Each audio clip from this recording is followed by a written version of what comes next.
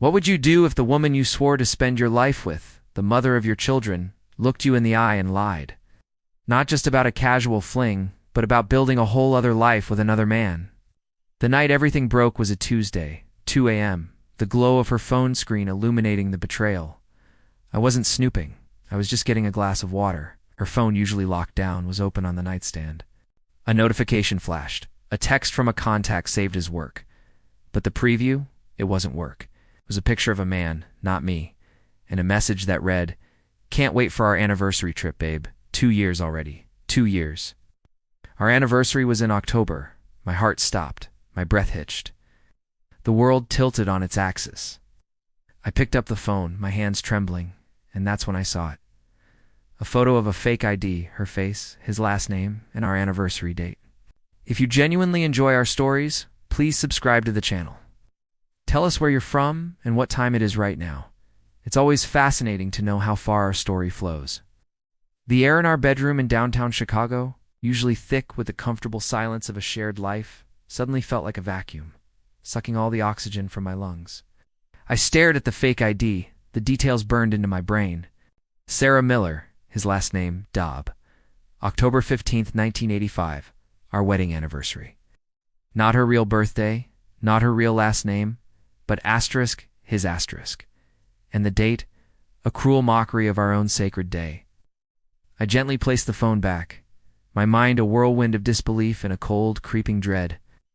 Sarah, my Sarah, the woman I'd built a life with on North Michigan Avenue, was living a double life. Over the next few weeks, Sarah's behavior, which I had dismissed as stress from her new project, suddenly made horrifying sense. Late nights at the office in the Loop, weekend conferences in Dallas, the sudden obsession with her appearance, the new, expensive lingerie I never saw her wear for me. She became distant, her eyes holding a veiled arrogance I hadn't noticed before. Our conversations were clipped, her patience thin.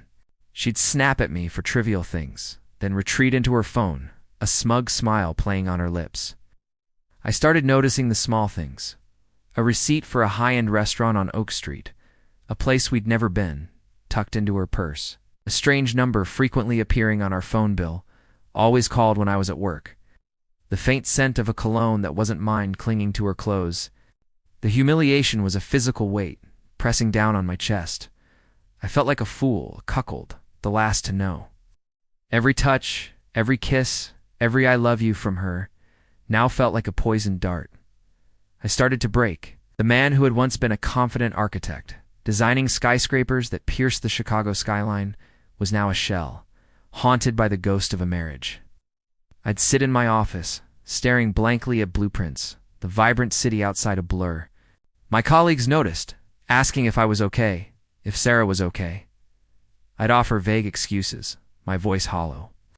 But beneath the crushing despair, a cold, hard resolve began to form.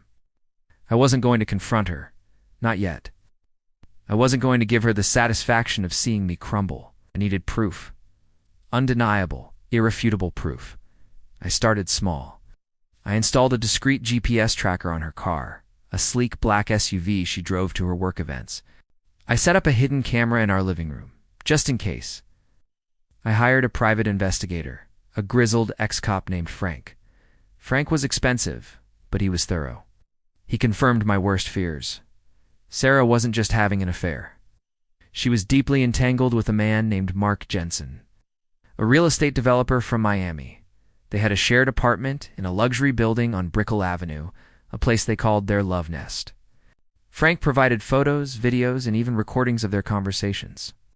Mark, a slick-haired man, looked exactly like the villain. The more proof I gathered, the clearer her manipulation became. She'd use our children as an excuse to avoid family gatherings, claiming she needed to spend quality time with them, only to jet off to Miami. She'd gaslight me, twisting my concerns into accusations of paranoia. "You're imagining things, David," she'd say, her eyes wide and innocent. "You're working too hard." The audacity, the sheer arrogance of it fueled my growing rage. I spent months meticulously building my case. I consulted with a divorce attorney, a sharp woman named Eleanor Vance, whose office overlooked the Chicago River. She specialized in high net worth divorces and had a reputation for being ruthless.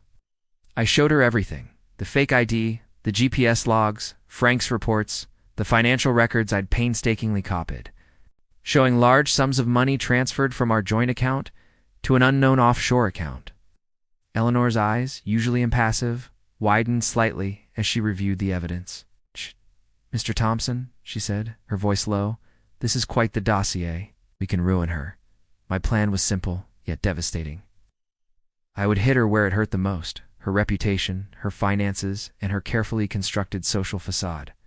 I leaked anonymous tips to local gossip blogs and a few prominent real estate publications, hinting at a prominent Chicago architect's wife, involved in a scandalous affair with a Miami developer, complete with details about their love nest and the fake ID. I timed the divorce filing to coincide with a major charity gala Sarah was co-hosting, an event she had poured her heart and soul into, hoping to solidify her position in Chicago's elite social circles. The day of the gala arrived. The air was electric with anticipation, but not for the reasons Sarah expected. As she walked the red carpet, resplendent in a designer gown, the news broke. The blogs exploded. The real estate publications ran sensational headlines. The divorce papers detailing her infidelity and financial misconduct were served to her right there, in front of flashing cameras and stunned socialites. Her face, usually so composed, crumpled. The smug smile of Mark Jensen, who was also present, vanished, replaced by a look of pure terror. The whispers started, then grew into a roar. Her carefully curated world imploded in a single, spectacular moment. The legal battle was swift and brutal. Eleanor Vance tore Sarah apart in court, presenting every piece of evidence I had gathered: fake ID, the financial transfers, the testimony from Frank, the private investigator. Sarah tried to deny, to deflect, to play the victim, but the proof was overwhelming. She lost everything: her share of our assets, her social standing, her reputation. Mark Jensen, cowardly as predicted, disappeared, leaving her to face the music alone. She was ostracized, a pariah in the very circle she had so desperately tried to impress. Her name became synonymous with scandal, a cautionary tale whispered in hushed tones. I saw her once, months later, walking alone down a desolate street in a forgotten part of the city, her once vibrant clothes now faded, her eyes hollow. She didn't see me. I drove past, a ghost in her ruined life. The revenge was complete. It wasn't loud. It wasn't triumphant. It was quiet, cold, and utterly haunting. The end.